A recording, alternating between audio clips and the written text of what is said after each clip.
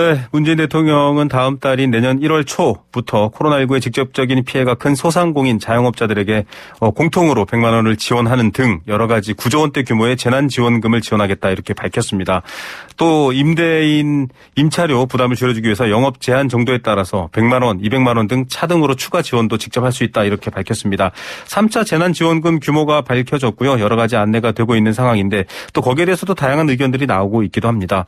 여당 지도부에게 얘기 물어보겠습니다. 더불어민주당 양향자 최고위원입니다. 의원님 안녕하십니까?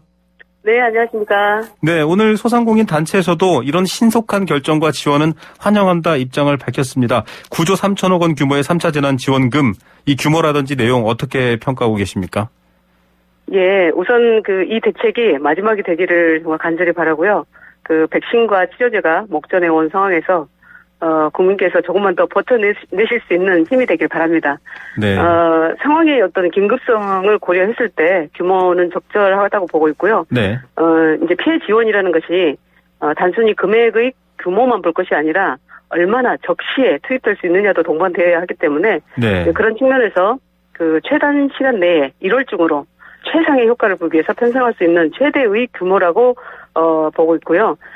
구성도 지금 당장 필요한 부분만 선별했다고 보여집니다. 네. 또 긴급 피해 지원 5조 6천억 원, 또 방역 강화 8천억 원, 또 맞춤형 지원 패키지가 2조 9천억 원, 또 코로나 3차 확산세에 따른 피해를 가장 직접적으로 맞닥뜨리고 있는 계층에 투입될 수 있는 구성으로 했다는 말씀드립니다. 네.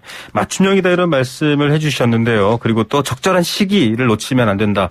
경제 방역이라는 표현도 있긴 한데 의원님께서도 직접 상상을 뛰어넘는 지원 대책이다라고 하시면서 소상공인 버팀목 자금 지급을 강조한 적이 있습니다. 이 4조 1천억 규모에 해당되는 설명하셨던 내용인데 좀 구체적으로 알려주신다면 어떤 내용인가요? 영업 중단이나 제한, 그리고 매출 감소 소상공인을 대상으로, 첫 번째 영업 피해를 지원하고요. 두 번째 네. 또 임차료 등 고정비용 부담 경감을 위한 현금 지원. 네. 그리고 방역 지침상 집합 금지 제한 업종 및 또 19년 대비해서 20년 매출이 감소한 연매출 4억 원 이하 소상공인 280만 명 수준.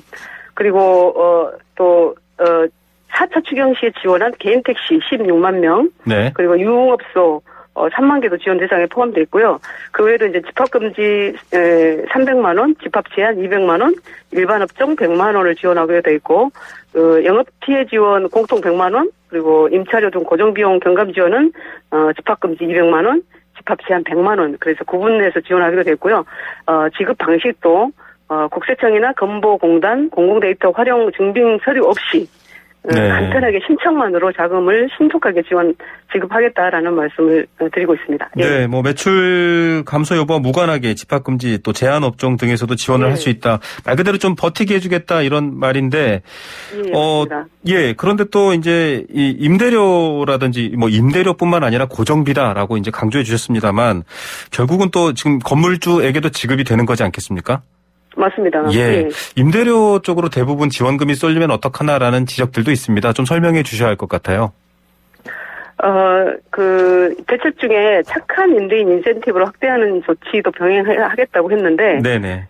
임대료 인하액에 대한 소득, 법인세 세액 공제율을 50에서 70%로 확대하는 부분이 있고요. 네. 근데 그것도 이제 종합소득 금액 1억 원 초과자는 제외하고 있고요. 네네. 그다음에 임대료 인하액 세액 공제 제도를 21년 6월 말까지 1년 연장 지원하겠다는 게 있고, 네네. 방금 말씀하신 것처럼 네. 또 착한 임대인에게 대출 금리나 요구권을 부여한다는 것 이런 것들도 있는데 그 전에 소상공인 지원 대책에 대해서 조금 더 말씀을 드려야 될 것 같아요. 네. 예. 이제 국민들께서도 이제 많이 모자라다고 생각을 하실 건데, 네. 그럼에도 불구하고 앞에서 말씀드린 직접 지원금 외에도 임차료 융자, 또 착한 임대인 세제 지원, 또 사회보험료는 고용, 또 산재보험료, 국민연금 보험료 3개월 납부 예외, 네. 이런 것들을 또 확대하고 있고 다양하게 정말 이게 소상공인 버팀목 자금으로 네.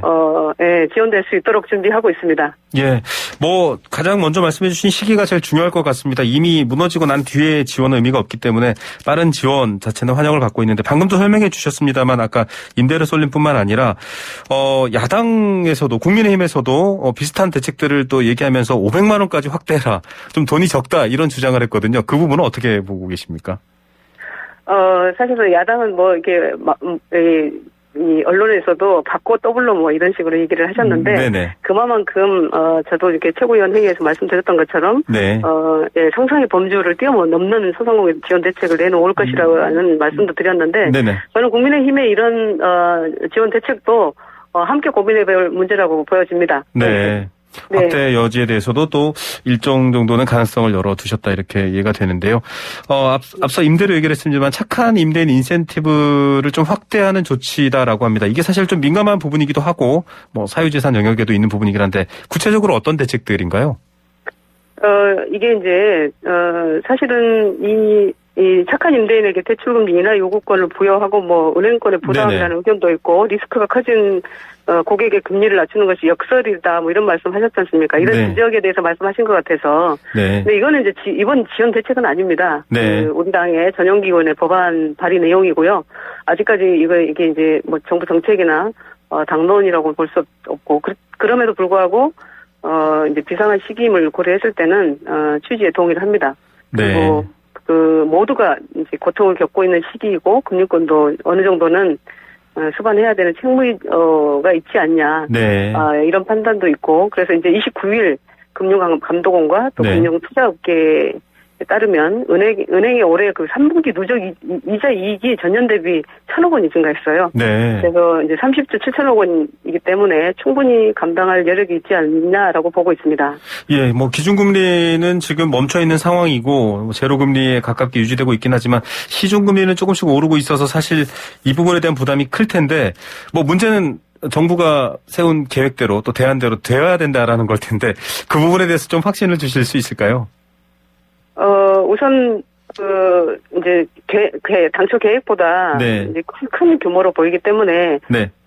뭐 내년 예비비 예산에서 뭐 이렇게 4조 8천억 원을 꺼내 쓰는 게 좀 예상치 못한 어떤 네. 일이 또 더 발생하지 않느냐 이런 네네. 말씀들도 많이 하시는데 정말 상황이 엄중하고요. 네네. 그리고 이게 이제 신규 그 코로나 확진자가 네. 1000명대 이르기 때문에 네.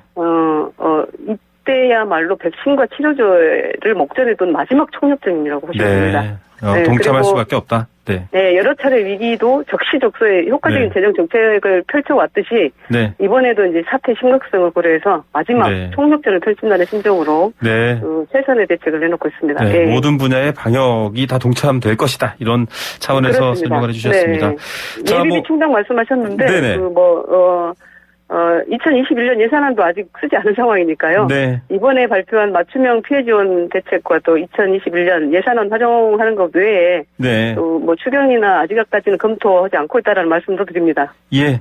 뭐 네. 목적 예비비 등도 충분히 안전하게 재난재해에 대한 대비도 된다라고 좀 보도하고 설명이 됐습니다. 좀 다른 얘기로 네. 넘어가 볼게요.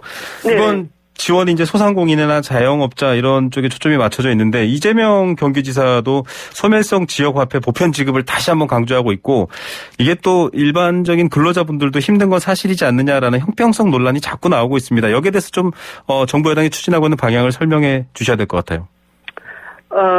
이제 그런 부분도 있고 재정 확대를 해야 되지 않느냐라는 네. 말씀도 있고 이제 다 모든 것을 다 포함해서 정부가 또 고려하고 있다라는 말씀을 드리고요. 네. 그런 취지에서 보면 지금 1, 2차 재난지원금에 대한 어떤 실효성 파악도 거의 된 상태로 보여지기 때문에 가장 중요한 정말 위중한 상황에서 써야 되기 때문에 네. 그런 방향으로 결정이 됐다고 보여지고요. 네. 아시겠지만 특별하게 우리가 말씀드리고 수 있는 건 고용 취약계층, 네. 그 소득 안정자금 87만 명을 대상으로 5천억 원을 편성했지 않습니까? 네. 그래서 또 정말 중요한 특수형태 근로 종사자 네. 프리랜서 70만 명에게 또 50만 원에서 100만 원까지 네네. 지원을 하게 돼 있고 또 방문 돌봄 서비스 및 법인 택시 기사, 네. 생계 지원금, 소득 안정 자금 이런 부분들도 충분하게 파악을 한 다음에 이렇게 지원을 하고 있기 때문에 네. 이번에 정말 그 소상공인뿐만 아니라 자영업자 또 어려운 분들이 버팀목이 되지 않을까라고 판단을 하고 있습니다. 예. 그리고 보편 지급의 필요성 제기는 저희가 네. 이제 충분히 공감을 하는데요. 네네. 재정과 투입 대비 효과 등 모든 면을 면밀히 검토해서 신중하게 결정할 문제라고 이제 보고 있습니다. 네, 보편 지급은 신중하게 결정해야 될 문제다. 이렇게 정리해 네네. 주셨습니다. 뭐 앞서 제가 언급해 드렸습니다만 목적 예비비, 재난 대비 이런 것들 충분하다라고 하셨지만 혹시 추경이 더 필요하다 이런 얘기들도 있나요? 어떻습니까? 조금 전에 말씀드렸던 것처럼 2021년 예산안도 아직 쓰지 않은 상황입니다. 네. 그래서 이번에 발표한 그 맞춤형 피해 지원 대책과 2021년 예산안 활용하는 것 외에 아직까지 추경을 더 검토한 바는 없습니다. 네. 네네. 알겠습니다. 자, 아까 보편 지급 관련해서 얘기한 걸 좀 잠깐 여쭤봐야 될 부분들이 하나 있는데, 이제 가게 같은 경우에는 지금 학교라든지 뭐 여러 가지 사회적인 활동이 중단되어 있기 때문에 이제 식비라든지 일반적인 가계 부담도 크다 이런 기사들도 있습니다. 그럴 경우에는 사실은 지난번에 보편 지급까지는 아니더라도 다양한 뭐 교육 바우처라든지 다양한 지급들이 좀 필요하지 않나라고 하는데 그런 대책들은 혹시 얘기가 나온 게 있었나요? 우선은 이제 지금 코로나 때문에 네. 집합 금지 업종이라든지 집합 제한 업종이라든지 또 수익이 너무나 없어진 일반 업종이라든지 이런 부분에 이번에 좀 타겟을 하고 있고요. 네. 말씀하신 부분까지 최대한 검토를 하고 있다고 보시면 되겠습니다. 네, 알겠습니다. 네. 또 최대한 검토를 하고 있다라는 말로도 좀 국민들께서 그 진심을 받아야 될 것 같습니다. 다른 얘기로 넘어가 보겠습니다. 자, 이 중대재해기업처벌법 사실 당내 의원들께도 여쭤봤을 때 좀 약간 자성의 목소리도 나왔었는데 지금 이게 여당안 또 정부안 이렇게 가면서 노동계에서 반발은 더 커지고 있습니다. 최고위원이신데 지도부로서 어떻게 평가하십니까? 제가 말씀드릴 수 있는 것은, 정의당 강은미 의원안, 또 네. 박주민 의원안, 저희 박범계 의원안, 이탄희 의원안, 이미자 의원안, 네네. 플러스 어제 정보안까지 해서 제대로 파악하고, 확인한 사람으로서 제가 이 부분은 분명히 좀 말씀드릴 수 있을 것 같습니다. 네네.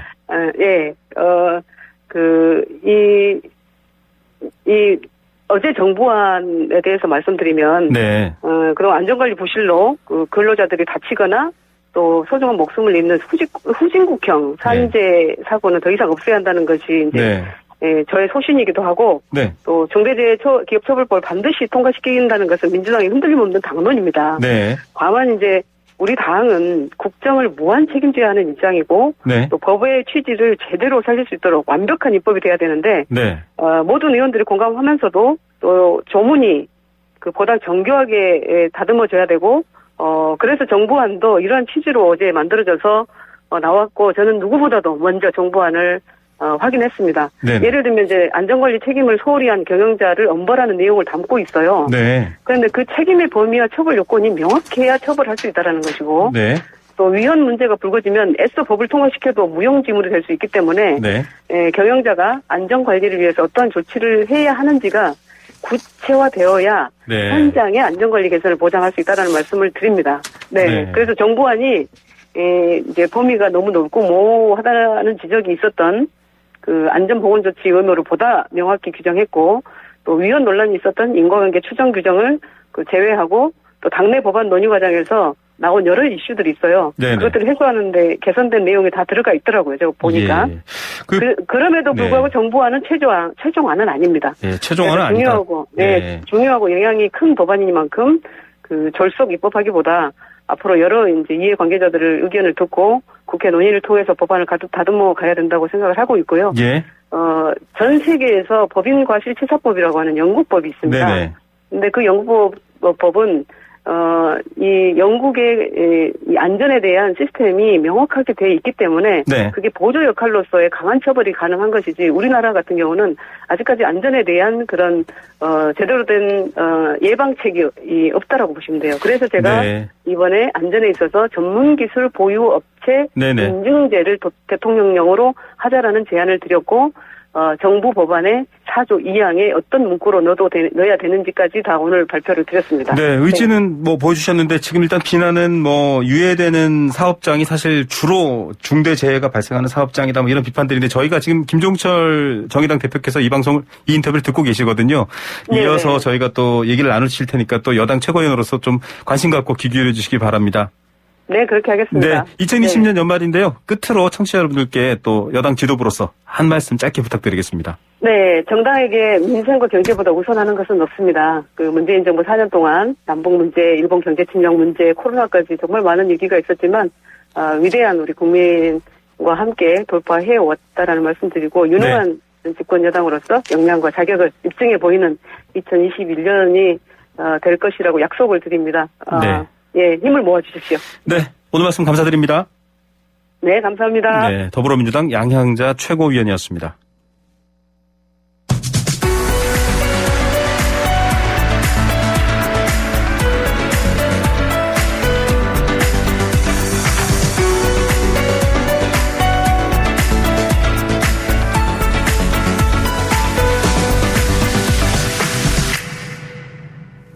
네, 방금 양향자 최고위원과 이야기 나누면서도 말씀드렸습니다만 지금 국회 앞에서 2,400배를 하는 행사가 있습니다. 단식 농성장에서 진행되는데 왜 2,400번 절을 하는지 아십니까?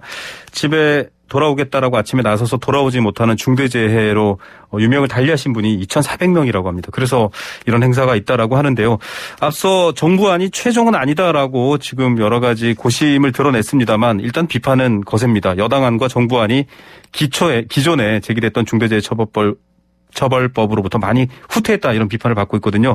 정의당 김종철 대표 전화로 연결해서 이야기 들어봅니다. 대표님 안녕하십니까? 네, 안녕하십니까. 단식 농성 상황 유심히 살펴보고 계실 것 같아요. 지금 며칠째고 또 어떤 상황입니까? 단식 농성 들어가신 지 오늘로 19일째이고요. 네. 저희 정의당 강은미 원내대표와 네. 그다음에 이제 김용균 씨 어머니 그리고 이한비 씨 아버지, 네. 민주노총 부위원장 이런 분들 네 분이 단식하고 계신데요. 네. 건강이 조금 염려가 돼서 걱정인데 지금 계속 의료진 체크는 매일매일 좀 하고 있는 그런 상황입니다. 예.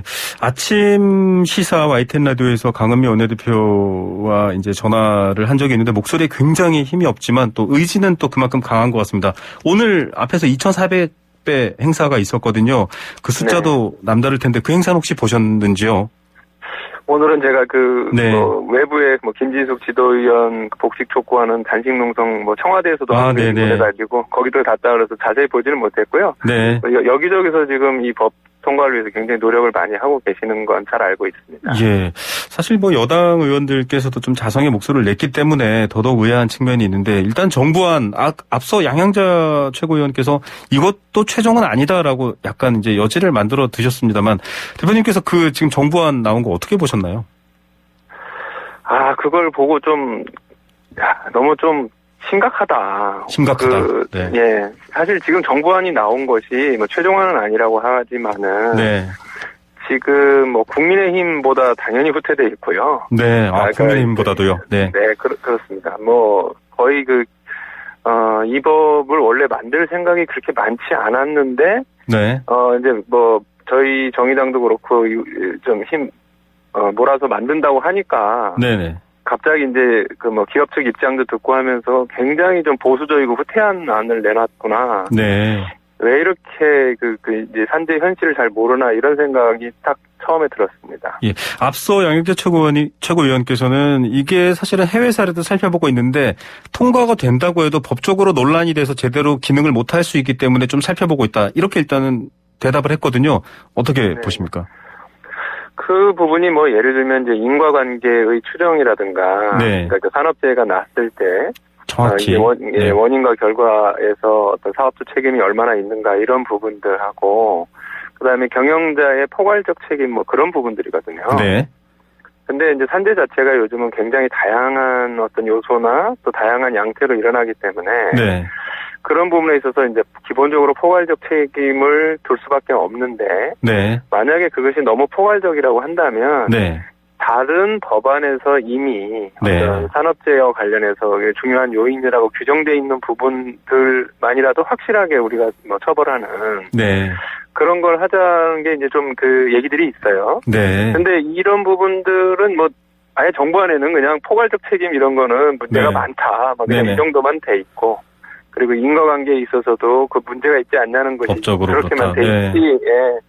정말 좀 전향적이라는 요소는 뭐 거의 좀 찾아보기 힘든 안입니다. 예, 그래서 사실은 뭐 노동계를 비롯해서 정의당 내부에서도 중대재해기업처벌법이 아니라 중대재해기업보호법이다 이런 비판까지 했습니다. 구체적인 좀 후퇴 법안들을 요목조목 짚어주셔야 될 것 같은데 뭐 가장 많이 얘기되는 게 지금 여러 가지 얘기 중에서 아까 말씀하신 것들 외에도 가장 사고가 많이 일어나는 사업장이 좀 빠진 거, 그러니까 유예가 됐다 이런 비판도 있더라고요. 그렇습니다. 그 50인 미만 사업장이 이제 원래 민주당 안에서는 그 50인 미만 사업장은 처벌을 4년간 유예한다. 네. 이런 조항이 있었거든요. 네네. 근데 저희가 그걸 굉장히 강력하게 반대를 했습니다. 네. 왜냐하면 50인 미만 사업장이 전체 우리나라 등록 사업장 중에 98.8%입니다. 네. 그리고 실제 거기서 일어나는 산재가 중대재해 산재가 85% 정도 일어나고요. 네. 그래서 민주당 안만을 가지고도 정말 심각한 문제가 있는데 네. 정부 안은 거기에 더해서 50인부터 그 100인 미만까지도 2년을 또 유예해주자 이렇게 추가를 했어요. 네. 그러면은 그 사업장이 전체 사업장의 99.5%입니다. 네. 그러면 이 법을 이렇게 열심히 만들어서 고작 적용되는 사업장이 0.5%거든요. 네. 근데 도대체 이걸 왜 하려고 하는지 제가 그 보면서 좀 너무 어이가 없어가지고. 네. 그것도 그렇고요. 그 다음에 이제 그 대표이사나 특히 원청의 책임을 제대로 좀 안 물리려고 하는 것 같아요. 네. 지난번 우리 다 기억하시는 이천 화재 참사의 경우에는 네. 그 발주처 원청이 그 참사를 만들어낸 중요 원인을 제공했는데 네. 그 공기를 단축시켜달라고 요구했습니다. 네. 그럼 하청회사나 뭐 도급회사는 당연히 이거 할 수밖에 없잖아요. 네네. 그러다 보니까 그 시간을 단축하고자 그 우레탄 폼을 세우면서 네. 동시에 용접 작업을 한 겁니다. 그 공기를 맞추기 위해서. 네. 근데 그런 경우 처벌을 못 하는 거예요. 네. 이제 이런 문제들이 있다는 사실들을 제가 볼 때는 정부가 잘 모르고 있는 것 같아요. 예. 수많은 산재 사고들이 사실 하청의 재하청들이 이루어지면서 사람의 목숨을 위협하는 부분인데 거기에 대한 책임 소재를 밝히지 않았다는 것도 문제다. 또 하나 뭐 여러 가지 안들이 있는 것 중에 징벌적 손해배상. 사실 이거는 뭐 이런 중대재해 기업처벌법뿐만 아니라 사회적으로도 좀 지금 정부가 생각보다 이 징벌적 손해배상 부분은 좀 적극적이지 않다 이런 비판도 있는데 여기 이 법과 관련해서는 또 어떻게 평가하십니까? 이제 이 중대재해기업처벌법 이전에 네. 이제 산업안전보건법이라는 게 있습니다. 네네. 이 법으로 지난 5년간 처벌받은 걸 그 손해배상을 한 걸 벌금 받고 막 이런 걸 보면은요. 네. 개인 책임이 있는 그 개인은 평균 그 벌금이 420만 원이고요. 네. 법인은 450만 원 정도 됩니다. 네. 그러면은 그 정도 벌금 내 가지고 네네. 도대체 그러면 차라리 비용을 아끼기 위해서 속된 사람이 말로 죽어도 벌금 그 내고 정도 말지. 예, 네. 그 정도 내고 말지 이렇게 되지. 그 안전을 위해서 투자한다거나 어떤 회사가 그렇게 생각하겠습니까? 네. 그래서 어쩔 수 없이 이 징벌적 손해배상은 일정 그 몇 배수 이상으로 할 수밖에 없습니다. 네. 근데 정부는 그게 이제 뭐 기업이 뭐 그러면 안 된다라는 입장으로 5배 이내 이런 식으로 딱 규정을 했어요. 그러면은 아무리 해도 5배 못 넘어가니까 또 법원에서의 보수적 판결로 훨씬 더 어떤 솜방망이 처벌이 되는 거죠. 예. 자, 지금 여러 가지 안들에 대해서 요목조목 좀 따지면서 봤습니다. 일단은 앞서 양희여 최고위원께서는 이게 최종은 아니다. 어쨌든 다양한 사례를 듣고 만족할 수 있을 만한 노동계도 수긍할 수 있을 만한 답을 내겠다라고 하셨거든요. 그 말에 대해서는 어떻게 평가하십니까? 그 말 자체로 보면 참 당연히 필요한 말이긴 하나. 네. 이 법을 낸 지가 저희가 6개월이 지났습니다. 네. 그리고 이낙연 대표가 9월 10일 날인가요? 대국민 연설에서 이 법 꼭 제정하겠다고 했고요. 네.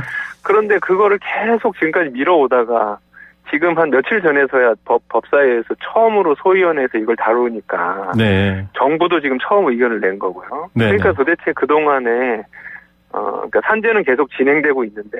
네. 정부와 여당이 그동안 뭘 했냐라는 비판을 면할 수가 없죠. 게다가 국민의힘이 지금까지 계속 반대해가지고 안 됐다 그러면 저희가 또 뭐 야당이 왜 그랬냐 이렇게 얘기할 수 있지만 국민의힘도 중간에 저기도 동의하고 안도 굉장히 센 걸 냈거든요. 네네. 이건 정말 좀 너무 정부 여당이 보수적이라고 볼 수밖에 없습니다. 예. 좀 상식적으로는 왜 그럴까라고 생각하시는 분들도 많을 것 같은데, 국민의힘까지도 동의했던 부분에 대해서 정부 여당이 안 한다. 좀 나름 내부에서는 분석을 하고 있으시지 않을까요? 도대체 왜 이렇게 선뜻 안 나서고 있는가라는 부분에 대해서 어떻게 판단하고 계십니까?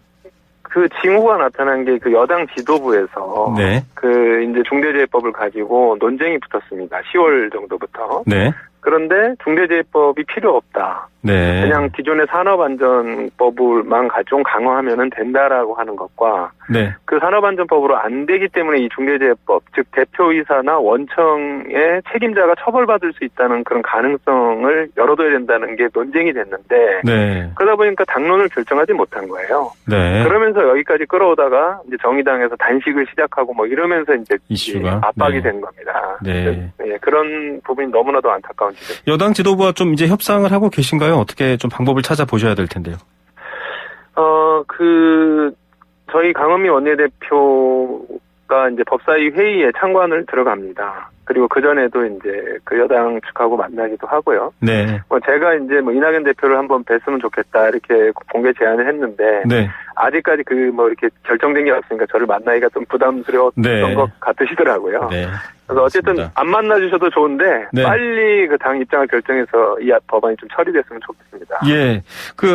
인터뷰에서 데스노트라는 말 이제 부담된다. 그런 프레임 싫다라고 하셨지만 그래도 지금 변창흠 국토교통부 장관 후보자 인사청문회 네. 관련해서도 그렇고요. 네. 사실 정의당이 좀 새로운 자리를 잡고 있는데 비판도 받고 있고 또 네. 적극적으로 지지받는 부분도 있고 이러신데 좀 고민이 많으실 것 같아요. 그 부분도 말씀해 주시죠. 예, 저희가 공수처 그리고 이제 변창흠 장관 이렇게 해서 공수처는 찬성하지만 중립적인 인사로 임명해야 된다 이랬고 변창흠 장관은 저희가 이제 부적격 판정을 내렸는데 좀 더 왜 세게 못하냐 이런 비판 받는 걸 알고 있습니다. 네네.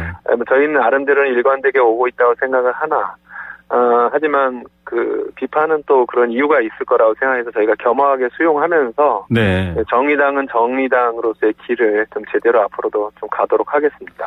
네, 지금 내년 이제 재보궐선거가 관심을 많이 받고 있습니다. 정치권의 아주 큰 이벤트인데 사실 정의당에서도 선거 준비를 하고 계시겠지만 야권은 지금 굉장히 활발해지면서 여러 가지 구도들이 만들어지고 있는데 여권이나 또 정의당을 비롯한 진보 정당은 아직은 그런 움직임은 없습니다. 뭔가 좀 방향성이라든지 또 여러 가지 먼저 건넬 수 있는 화두 같은 것들 당 차원에서 논의되고 있나요? 예, 그렇습니다. 저희도 이제 서울시장, 부산시장 다 후보를 내기로 했고, 네. 실제로 저희 내부에서 서울시장 후보 같은 경우는 등록한 분도 있습니다. 네. 권수정 서울시의원 네네. 한 그렇죠. 분이 이제 등록을 하셨고, 또 이제 추가로 등록할 가능성도 있고요. 네.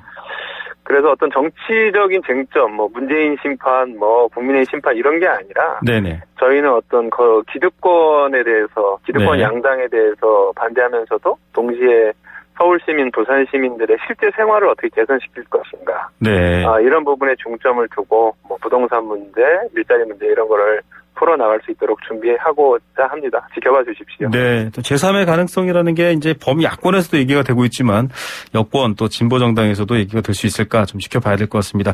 조금 다른 이야기이긴 한데요. 박원순 전 시장의 성추행 의혹이 공소권 없음으로 수사가 종결됐습니다. 물론 검찰 수사가 또 앞으로 남아있긴 하지만 정의당 측에서도 관심 갖고 지켜보는 이슈일 텐데 어떻게 보셨습니까? 예, 오늘 제가 다른 일로 바빠서 이렇게 자세하게 네. 보지는 못했으나, 좀 저희로서는 이게 좀 적극적으로, 인권위원회에서도 그런 박원순 시장 조사. 피해자 그렇죠. 조사, 네. 이렇게 방조라든가 이런 걸 적극 조사해라 했었는데, 네. 좀 잘 되지 않은 것이 좀 대단히 유감스러운 게 있고요. 네. 이후에 어쨌든 이 사건이 명명백백하게 이후에도 좀 조사가 돼서, 네. 국민들이 좀 의혹이 없어지도록 하는 게 필요하다고 보고, 그런 방향으로 될 수 있도록 저희도 목소리를 내도록 하겠습니다. 네. 조금 더 의혹을 명확하게 밝혀야 된다. 이렇게 저희가 이해를 해보겠습니다. 오늘 말씀 감사드립니다. 네, 감사합니다. 네. 지금까지 정의당 김종철 대표였습니다.